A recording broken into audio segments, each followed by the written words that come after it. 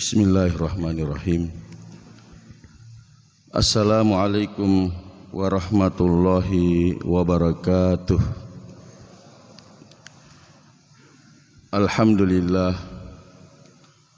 Alhamdulillahilladzi ahyana ba'dama amatana wa ilaihin nusyur. Asyhadu an la ilaha illallah wahdahu la syarikalah wa ashhadu anna Muhammadan abduhu wa rasuluh. Allahumma salli wa sallim ala nabiyyina Muhammadin wa ala alihi wa ashabihi ajma'in. Amma ba'd. Jamaah subuh rahimani wa rahimakumullah. Setelah subuh seperti ini, yang terbaik buat kita adalah banyak berzikir kepada Allah Subhanahu wa taala.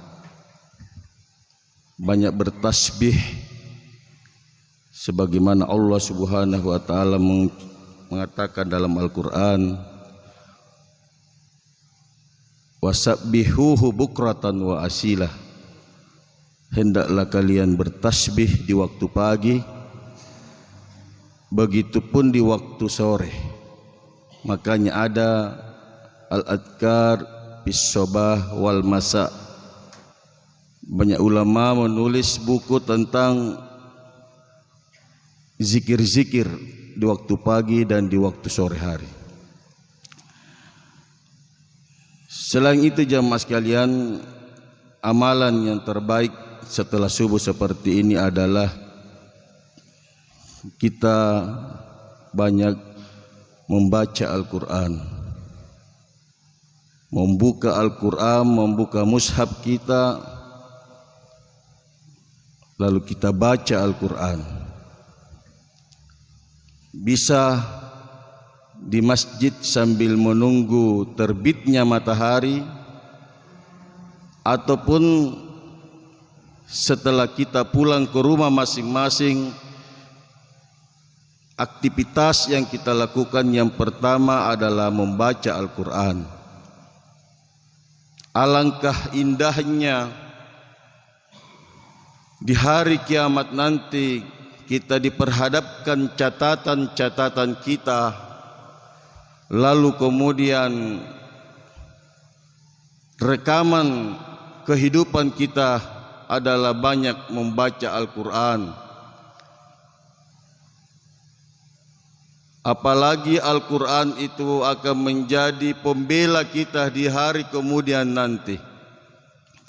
Rasulullah SAW bersabda, Iqra'ul Quran fa innahu ya'ti yawmal qiyamah syafi'an li ashabihi. Baca lalu ki anjo kuranga nasaba iya mi antu kuranga salang dalur boko ajari syafi'an, pembela, penolong yang akan membantu kita di hadapan Allah Subhanahu wa taala. As-siyamu wal Qur'an yashfa'ani lil abdi yaumal qiyamah. Puasa dan Al-Qur'an akan datang kepada Allah menjadi pembela, akan menghadap kepada Allah. Ya Allah, jangan Engkau siksa hambamu ini. Dulu di waktu hidupnya banyak membaca Al-Quran. Itulah Al-Quran jamaah sekalian dimuliakan oleh Allah, yang kita masing-masing punya mushaf, kita masing-masing punya Al-Quran. Mari kita baca jamaah sekalian dimuliakan oleh Allah. Rasulullah SAW bersabda, man qara'a harfan min kitabillah falahu hasanah wal hasanatu bi asyri amsalihha. Siapa yang membaca satu huruf dalam Al-Quran, baginya satu kebaikan, dan satu kebaikan nilainya 10 pahala. La aqulu alif lam mim harpun walakin alif harpun lam harpun wa mim harpun.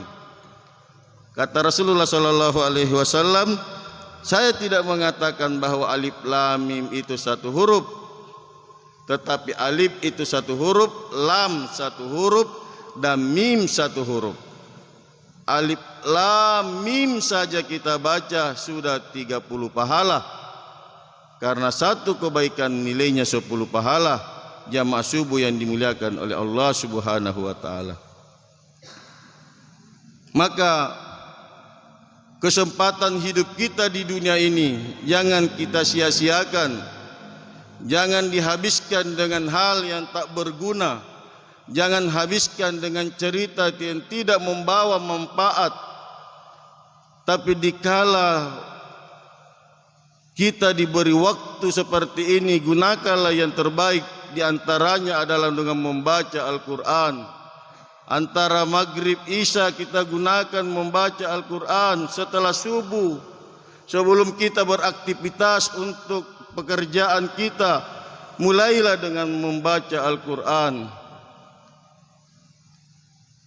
Kita tidak tahu kapan kita meninggal. Saya dan kita semua pasti akan dipanggil oleh Allah, apakah sebentar, besok, atau lusa.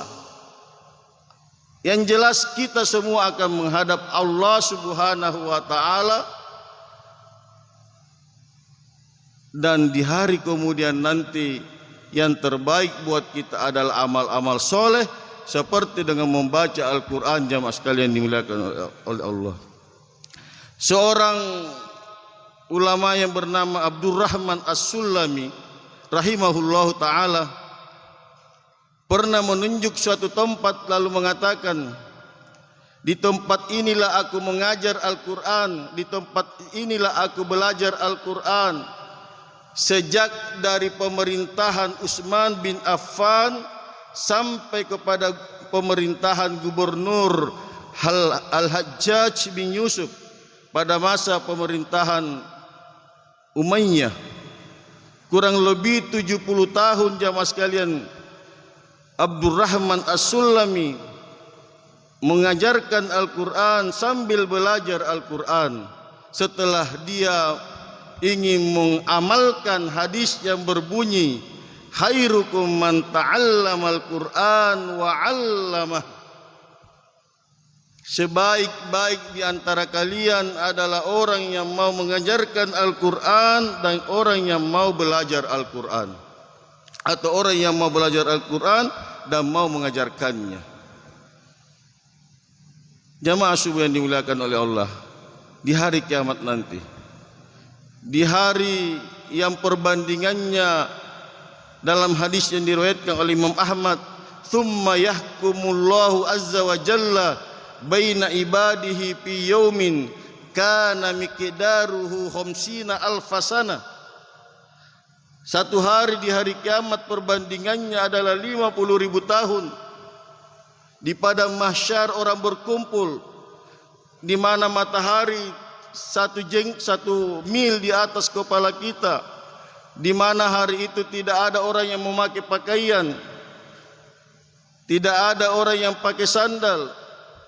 Pada hari itu orang kelihatan semua di padang mahsyar selama 50.000 tahun. Perbandingannya bukan main jamaah sekalian dengan kehidupan dunia. Maka sungguh sangat tepat ketika dikatakan dunia ini adalah fase kehidupan kita yang paling singkat, tapi yang paling menentukan nanti bagaimana kita dikubur, bagaimana kita di padang mahsyar, bagaimana kita di pengadilan Allah, bagaimana kita ketika berjalan di atas sirat sampai terminal terakhir, apa surga atau neraka. Penentu adalah di dunia ini. Kehidupan yang sangat singkat ini. Namun ketika kita tidak memanfaatkannya dengan amal soleh, lebih banyak cerita, lebih banyak hal yang tidak berguna, mengaji hanya waktu senggang, mengaji hanya sisa-sisa waktu kita, maka jamaah sekalian yang dimuliakan oleh Allah, saya mengajak diri saya dan kepada kita semua, mari selalu buka Al-Quran, mari selalu membaca Al-Quran. Itulah yang akan menggembirakan kita nanti di hari kemudian ketika kita selalu membaca Al-Quran. Sekarang banyak metode. Kalau kita tidak bisa membaca Al-Quran, banyak orang-orang yang bisa mengajarkan Al-Quran, baik untuk anak-anak maupun untuk orang dewasa. Maka mari manfaatkan waktu kita hidup di dunia ini dengan banyak membaca Al-Quran, mengaji, mempelajarinya, mengamalkannya sampai taraf mendakwahkannya. Itulah kewajiban kita kepada Al-Quran. Semoga kita diberi hidayah oleh Allah. Semoga Allah memberikan petunjuk kepada kita semua untuk senantiasa membuka Al-Quran, terutama di waktu pagi, karena kesempatan inilah kesempatan yang terbaik bagi kita untuk senantiasa membaca Al-Quran. Semoga Allah merahmati kita. Hadanallahu wa iyyakum wa sallallahu ala nabiyina Muhammad.